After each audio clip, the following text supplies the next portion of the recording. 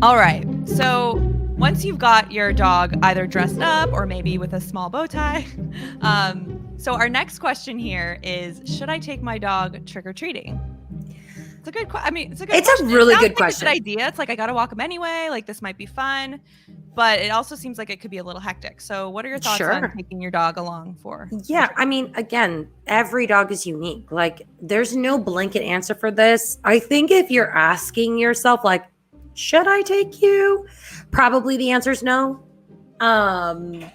Probably if you feel like you need to ask, it's a Yeah, no. that's actually a good point. Yeah. If you're Marker. like, if it's like, yeah, we're going trick or treating and it's something you do with your family every Halloween, great. My big tips would be make sure your leash walking is packed, like have it down.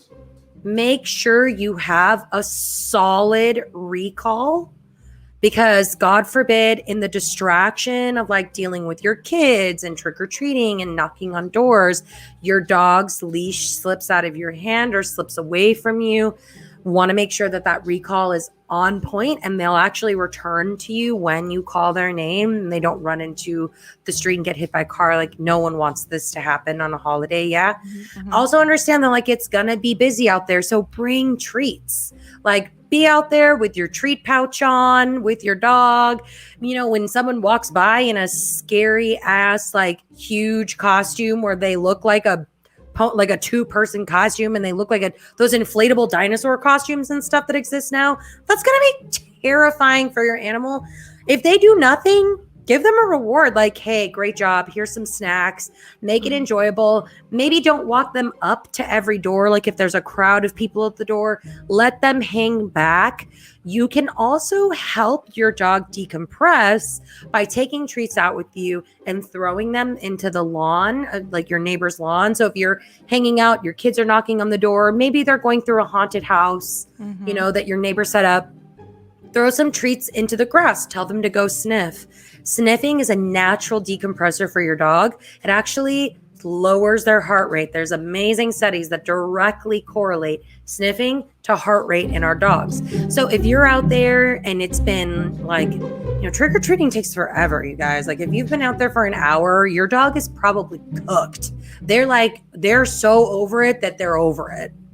You know, give them a minute to reset their brain. Let them decompress. Let them sniff around.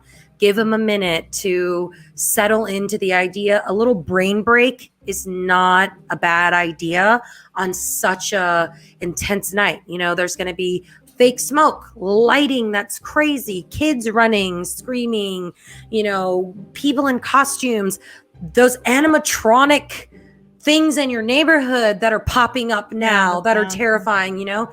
Take your dog out preemptively to sniff these things out. Maybe, you know, let them go sniff. If they do nothing, give them a cookie. If they're afraid of your neighbor's lawn, probably not. Let's not go trick-or-treating. Yeah, because those big inflatables they could be terrifying. They blow in the wind. They scare me just as like from a safety standpoint. I'm like, is this going to fall over on me? You know, we literally go out on Halloween to be scared. Imagine. You know, I'm a Halloween Horror Nights fan. I go every year.